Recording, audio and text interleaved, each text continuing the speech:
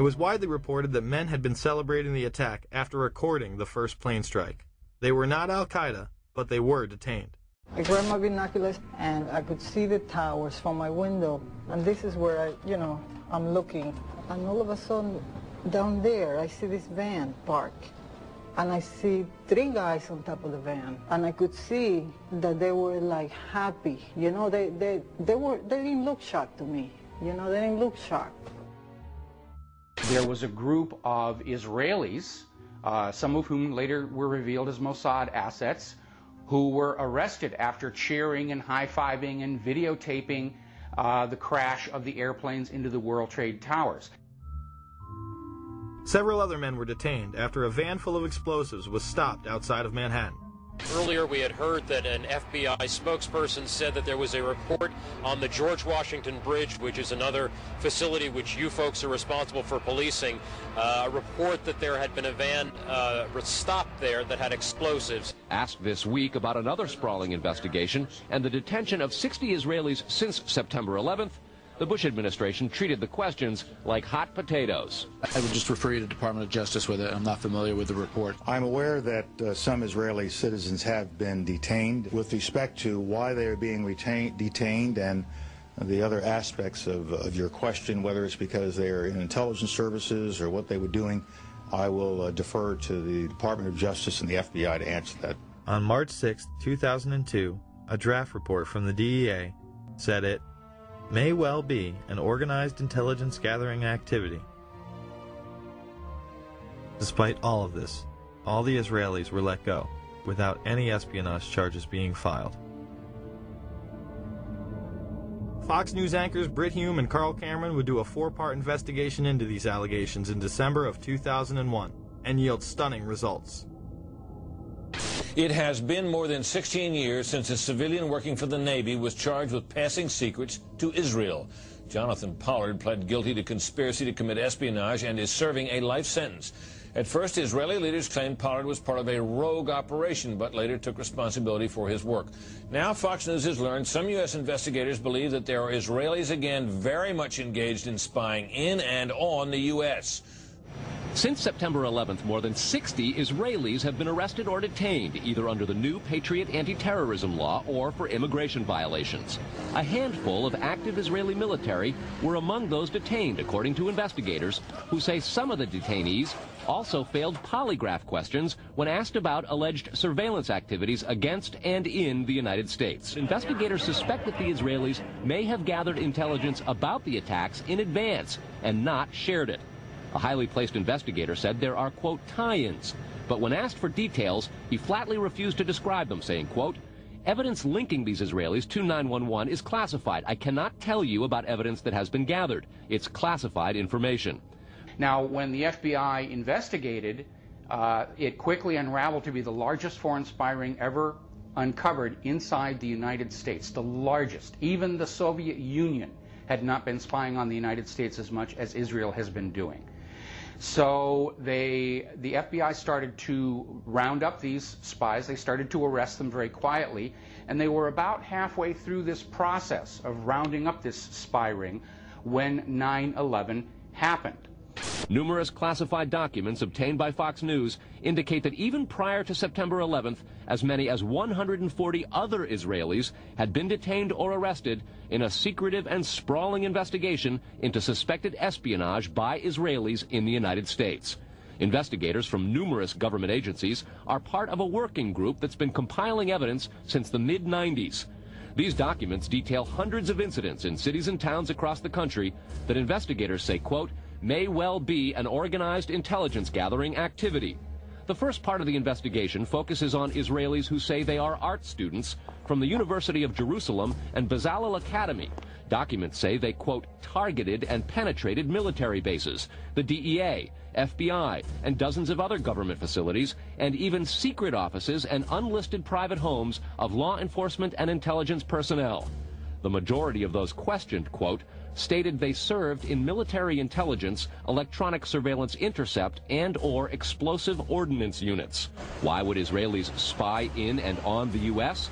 A General Accounting Office investigation referred to Israel as Country A and said, quote, According to a U.S. intelligence agency, the government of country A conducts the most aggressive espionage operation against the U.S. of any U.S. ally. The document concludes, quote, Israel possesses the resources and technical capability to achieve its collection objectives. What about this question of advanced knowledge of what was going to happen on 9/11? How clear are investigators that some Israeli agents may have known something? Well, it's very explosive information, obviously, and there's a great deal of evidence that they say they have collected, none of it necessarily conclusive. It's more when they put it all together. A bigger question, they say, is how could they not have known? Almost a direct quote, Brett. It is now apparent that this intelligence ring was inside the U.S., had prior knowledge of 9/11, and had a classified role in 9/11, which officials refused to discuss. It was also able to penetrate U.S. intelligence agencies and secret offices, yet all were released. The men who were detained due to the report they were taping the first plane crash and then celebrating and joking about it actually went on television and admitted it was their job to record the attack.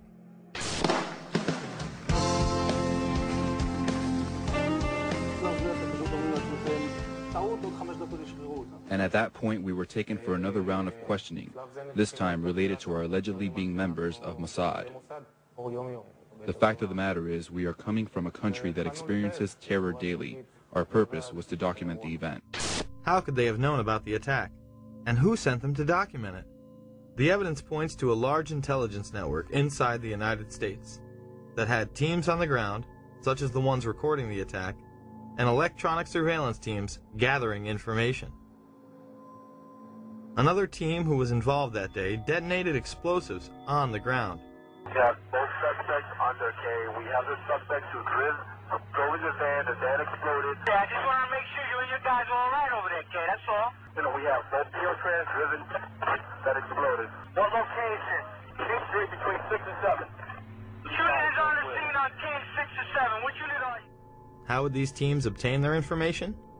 The investigation on our side basically tracked back to two companies. The first one was called Amdocs. This is an Israeli-owned company which does the billing for 90% of the telephone companies inside the United States. Fox News has learned that some American terrorism investigators fear certain suspects in the September 11th attacks may have managed to stay ahead of them by knowing who and when investigators are calling on the telephone.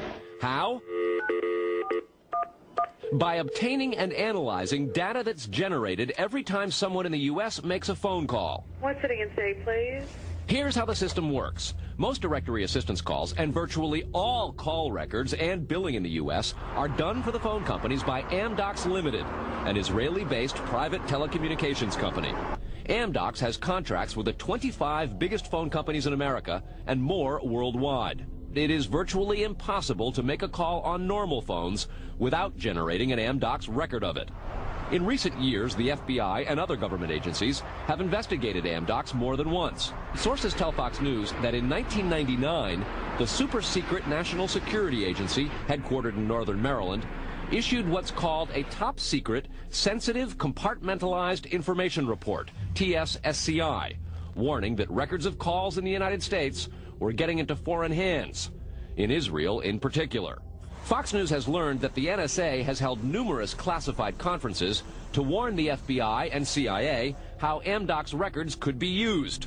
So if you know the name of a police officer, or even if you know the name just of an informant, you can follow that network of who is talking to who and basically determine that whole association of names and contacts that represent that unit of operation. Fox News has documents of a 1997 drug trafficking case in Los Angeles in which telephone information, the types that Amdocs collects, was used to, quote, completely compromise the communications of the FBI, the Secret Service, the DEA, and the LAPD.